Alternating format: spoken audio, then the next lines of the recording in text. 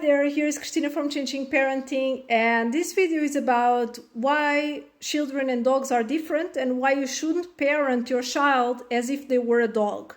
I know this might sound surreal, but it's an answer to this comment because I find it very surreal that I have to explain why children and dogs are different and why you shouldn't treat your child.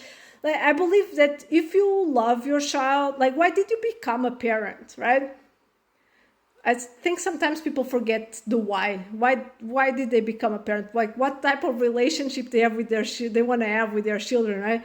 But even if we put all this aside, right? If you are so brainwashed by the way you were parented yourself, maybe, or that you are unable to see, that you want to have a different relationship with your child.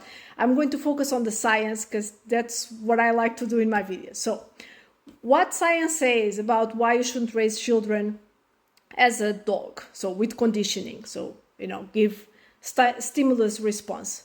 You do well, you get a treat. You do bad, you get punished. Why you shouldn't do this? So one of the differences between children and animals is that, children are humans, by the way, children are people. I keep saying this, children are people, but okay. Is that using the toilet for a child requires something different than an animal does. So for a child to be able to use a toilet, they need to have this coordination between their brain, their spinal cord, and their pelvic floor muscles. So they need to be in control of all these things simultaneously, right? To be able to coordinate these things. And this connection, especially between the prefrontal cortex, which is the part that controls decision-making, awareness, self-regulation, and then the bladder or bowel control, this coordination, this connection is still developing in toddlers. Unlike in animals, children need cognitive awareness of their body signals and the ability to delay action until the right moment. So this is something that is different between a child and an animal. And this isn't present at birth and will develop gradually and often will be developed between the ages of 2 and 4. Many children will be able to leave their diapers before the age of 3. Not all children, some will take until the age of 4, some past that. And there is no right amount. If you click on this comment, you will go to a video I have explaining that all studies show that being ready to leave the diapers is something that is, based on their readiness, their developmental stage, and not age, right? So click the comment if you want to know the studies on that. Then other ways so this video is just about why children are not dogs and you shouldn't treat them like dogs. So another reason is that children are not passive learners, right? So multiple studies show that intrinsic motivation, so the fact that children want to leave diapers, and I can assure you, unless your pediatrician, and I keep saying this, unless your pediatrician says that there's something you need to worry about your child's development, I can assure you your child will not go to the university wearing diapers.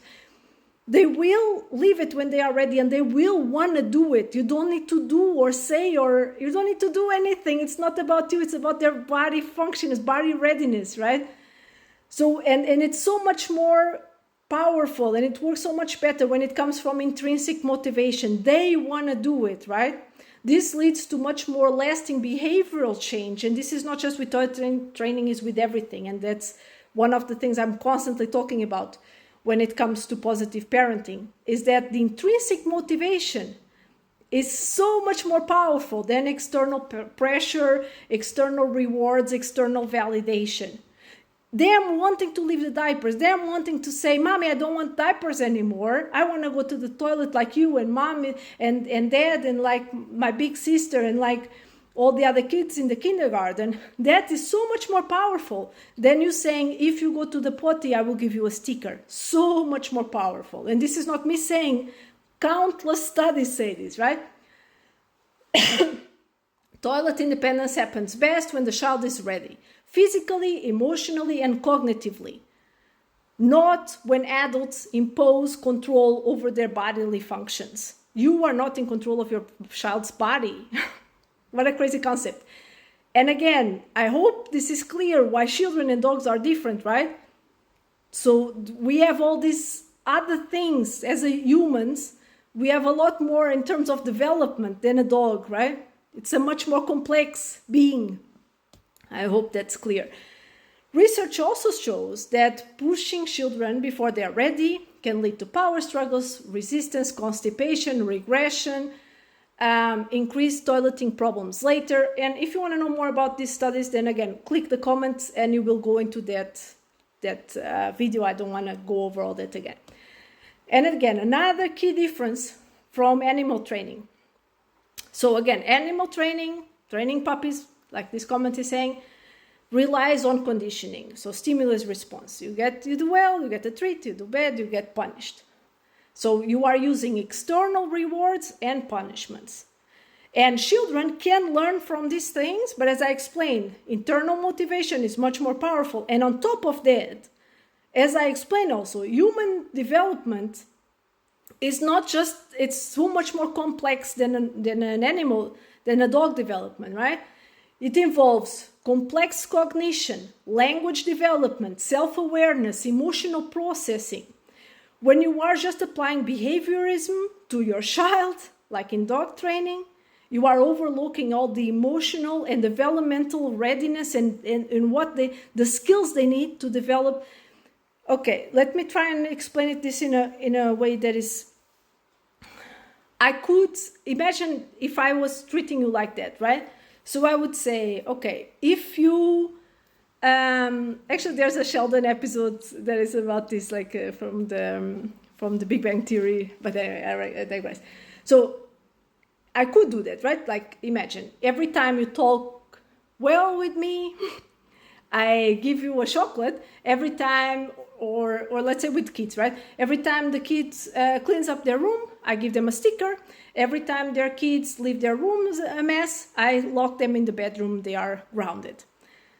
Did this teach them how to clean the room? No. Did this teach them why it's bad to clean the room? No. What it taught them is that when they do something that mommy doesn't like, mommy doesn't want anything to do with them, right? They have to deal with their emotions by themselves. They are awful kids. So it leads to this, my core beliefs about myself that are formed, by the way, until the ages of 6, right? So there are all these core beliefs, like I'm a bad kid because when I behave in a way that mommy doesn't like, she doesn't even want anything to do with me.